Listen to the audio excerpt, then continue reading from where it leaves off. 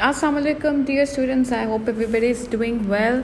Another plant poison known as Semicarpus anacardium. I'll repeat, it's called as Semicarpus anacardium, also known as the marking nut. Now, just an introduction, the fruit of this plant is known as the marking nut or the bailava. Okay, because of the fact that its juice is used by the धोबीज or the washerman to mark out on the clothes. ठीक है, इसका fruit लेके जो कि basically इस plant का जो fruit है which is known as the marking nut, उसका जूस निकाल के it is use an ink to mark out the clothes for the identification. Now what should you say? The nut or the seeds are black. They're cone in shape or heart shape with a very corner pointed rough projection at its base.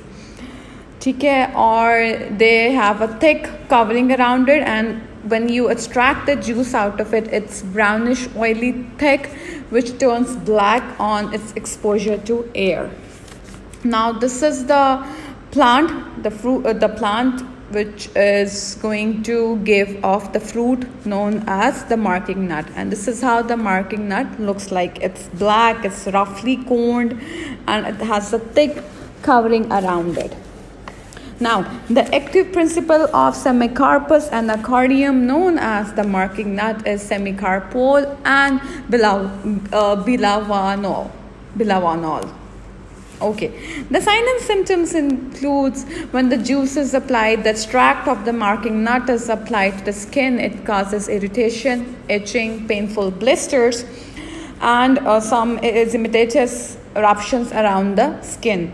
And ultimately the skin, of course, it was black in color. When it is being exposed to air, it turns black. The lesion could resemble a bruise. Okay, and later on it may develop an ulcer which shows some sloughing off of the skin.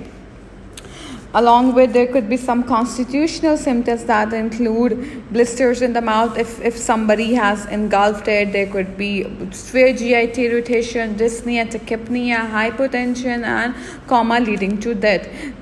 Okay. Now, the fatal dose of this Semicarpus anacardium is 5 to 10 grams, and the death may result within 12 to 24 hours. The treatment, of course, the treatment is supposed to be symptomatic. When it is applied externally, the parts should be washed with warm water.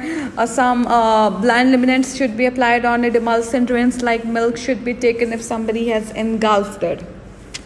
The post-mortem findings is the most important thing in this marking nut. Is I told you before, it resembles when applied on the skin as a false bruise. Okay, now false bruise and artificial bruise. So you need to figure it out, was it a true bruise or an artificial bruise? But for post-mortem findings, the bruise-like lesion show some small blisters near the angle of the mouth or the lips if somebody has ingested it. There could be blisters along the throat as well. The stomach shows congestion and inflammation. The liver might show some degenerative changes and congestion in other organs like liver and intestines. The most important thing in this poison is its medico-legal aspects, of course. Now, it was excellently given in the treatment of rheumatic fever, the rheumatic pain, the rheumatic joint pains. It was given by the quacks to treat it.